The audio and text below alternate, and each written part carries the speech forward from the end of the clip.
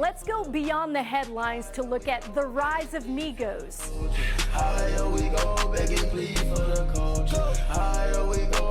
How they went from Gwinnett County to going global, gaining millions of fans all over the world. And the powerhouse record label that got them there, Quality Control.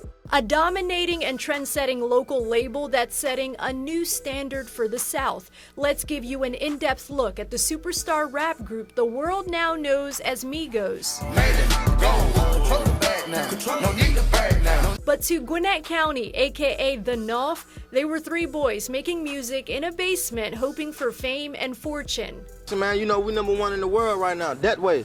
Quality Control co-founder Coach K says he made the 30-minute drive to Gwinnett County to meet the promising trio as they were starting to get buzz in the streets. So he went to their house to see if he could sign them. Walked around there and walked into this basement.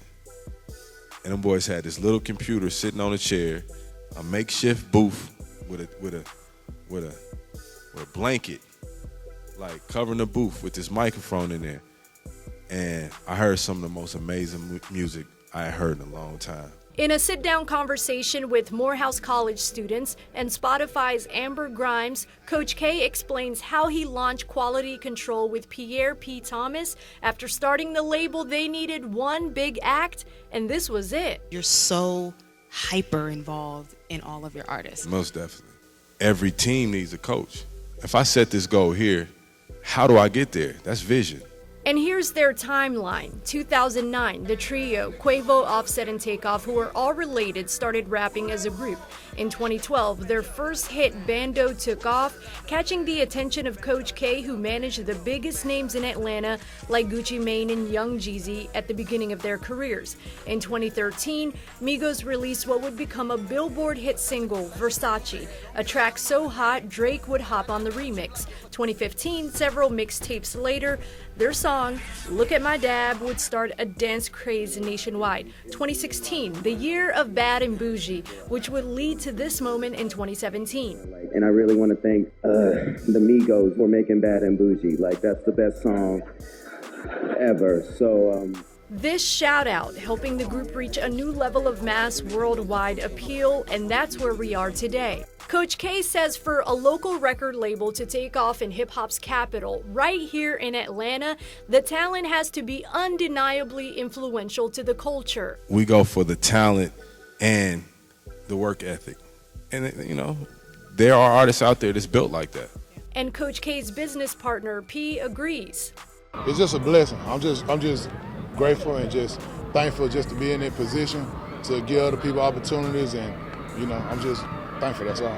Their first mainstream hit single was produced by hitmaker Zaytoven, who also produced Gucci Mane's first hit single in 2004, So Icy with Young Jeezy. Zaytoven remembers what that interaction was like when he first met Migos. They walking out, Quavo step on my shoe.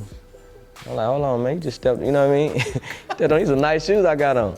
But when I looked at him, it's like, oh, snap, you the guy I've been looking for.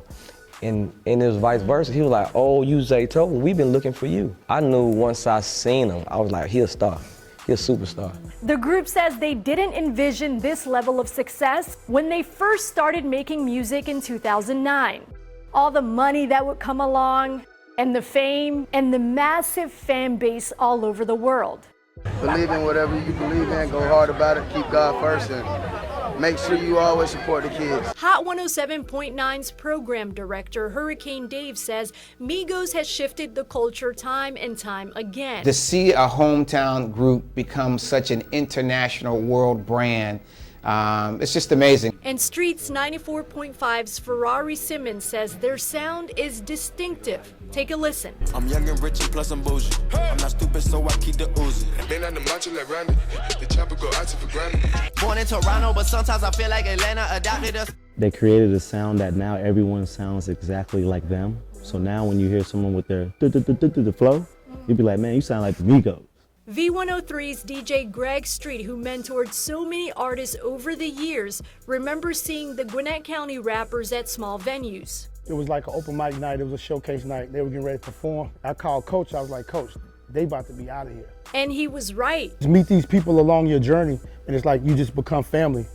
It's because it's a genuine connection. You both love music, you're doing music. But we've all seen and heard the criticism. Critics dismissing the group, saying they're not lyrical enough, they're not this, they're not that. If you are as good as you are as a lyricist and as good as you are as a rapper, what happened that you didn't become as big as a group like Migos and Lil Yachty?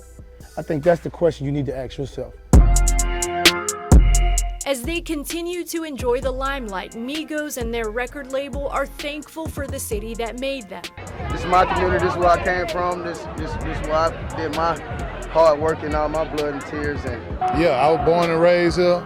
I went to elementary school. I was born in Greater Hospital, so it just means a lot just for, us to have an impact on the world coming out of this beautiful city. So. Quality Control continues to expand their brand with a roster of artists taking over the airwaves and online, like the success of Lil Yachty, City Girls, Marlo, and Lil Baby.